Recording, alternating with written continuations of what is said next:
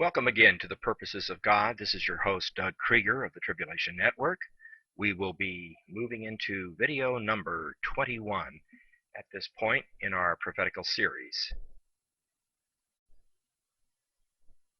In video 21, we will be discussing the measurements of the Ark of the Covenant and the Temple of Solomon.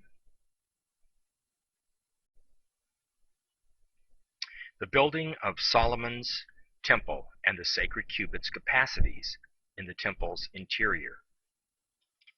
The next slide was prepared by the Temple Institute in Jerusalem and clearly depicts the elaborate furnishings of the holy place before the Holy of Holies of Solomon's temple. You have in this picture three separate compartments that you're looking at.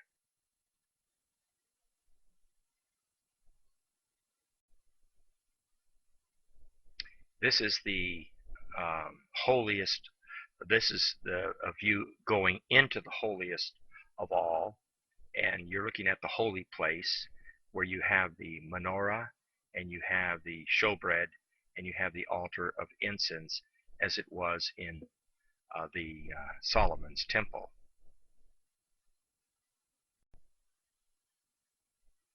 Here you have Solomon's temple, the Ryrie Study Bible, which brings this out. Very interesting. You have the great court or outer court. You have the brazen altar area. Of course, you have the holy place. You have the Holy of Holies. The measurements of Solomon's temple, its building and dedication, are given in both 1 Kings chapters 5 through 8 and 2 Chronicles chapters 2 through 7. The number of them who built the first temple, that is Solomon's temple, are recorded in 1 Kings chapter 5 verses 13 through 18. There were 30,000 in the labor force, and then there were 70,000 who carried burdens.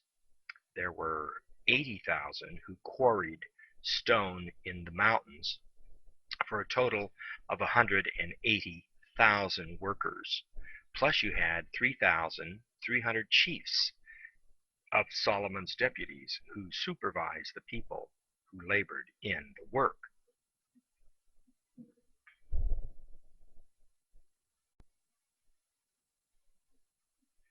The temple builders and the supervisors and the square cubits of the three parts of Solomon's temple. Again, there were 180,000 workers divided by 3,300 supervisors will equal 54.545454 into infinity.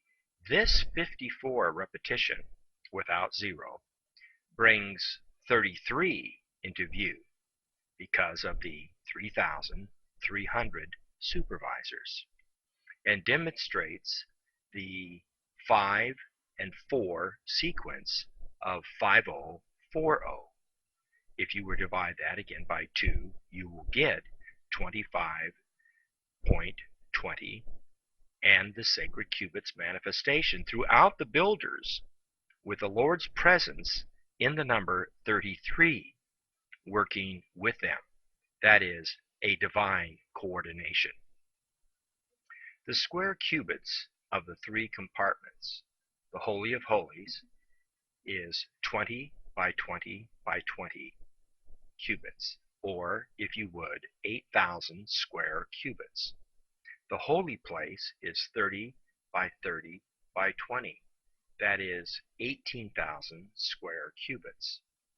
The vestibule, or the porch area, is 20 by 10 by 17 cubits, or 3,400 square cubits. Total square cubits is equal to 29,400. 29,400 divided by 25.20, the sacred cubit, will give us 1166.66666 into infinity, or the numbers 11 and 666.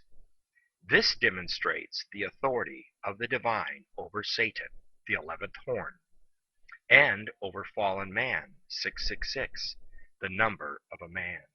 God's workmanship versus Satan's.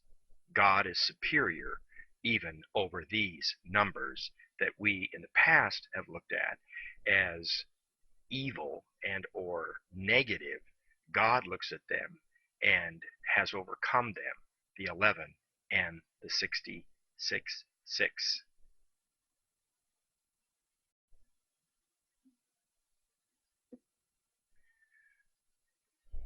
Solomon says, "But will God indeed dwell on the earth?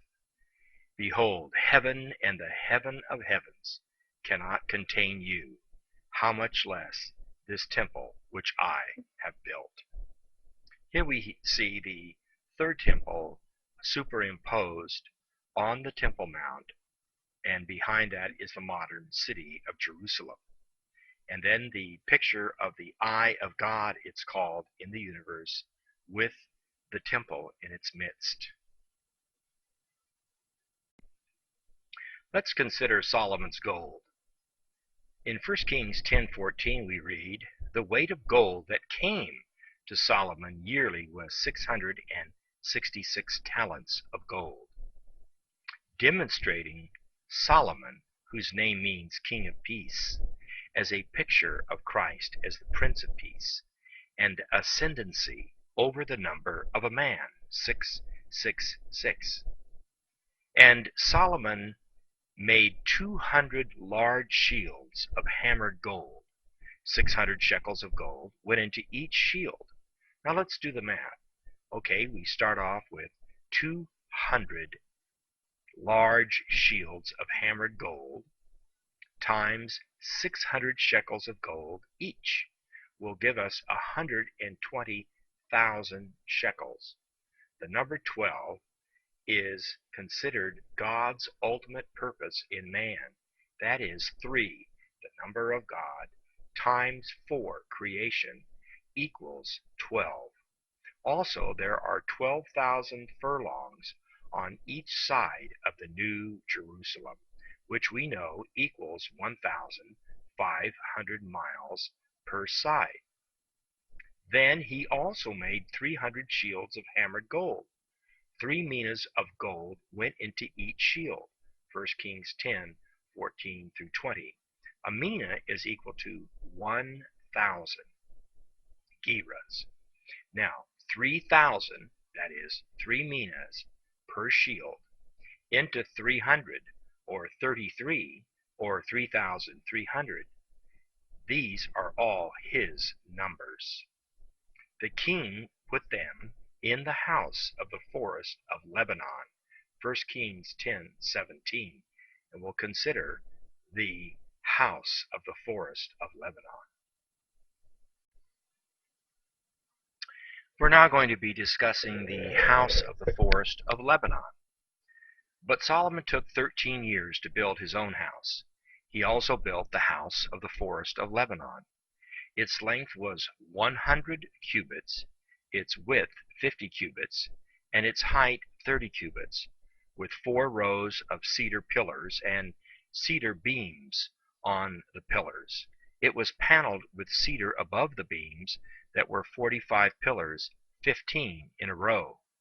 Please note that the measurements of the house of the forest of Lebanon is 1/3 that of Noah's Ark, and the measurements very similar except on the length. In Genesis 6:15 we read that the length of the ark was 300 cubits, juxtaposed to the house of the forest of Lebanon, which was 100 cubits. The width was 50 cubits, identical to that of the Noah's Ark, the Noah's Ark being identical to that of the house of the forest of Lebanon. And the height was 30 cubits, identical to the house of the forest of Lebanon. This means that the house of the forest of Lebanon was approximately 1/3 the size of Noah's Ark, which would equal 33.33, the divine imprimatur. He also made the hall of pillars. Its length was 50 cubits, and its width 30 cubits. Then he made a hall for the throne, the hall of judgment, where he might judge. 1 Kings 7, verses 1 through 7. Moreover, the king made a great throne of ivory, and overlaid it with pure gold. The throne had 6 steps, and the top of the throne was round at the back. There were armrests on either side of the place of the seat, and 2 lions stood beside the armrests. 12 lions stood there, one on each side of the 6 steps. Nothing like this had been made for any other kingdom.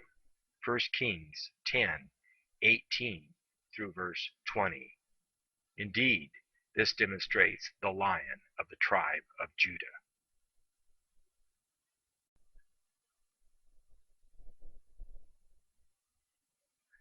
The armory of the house of the forest.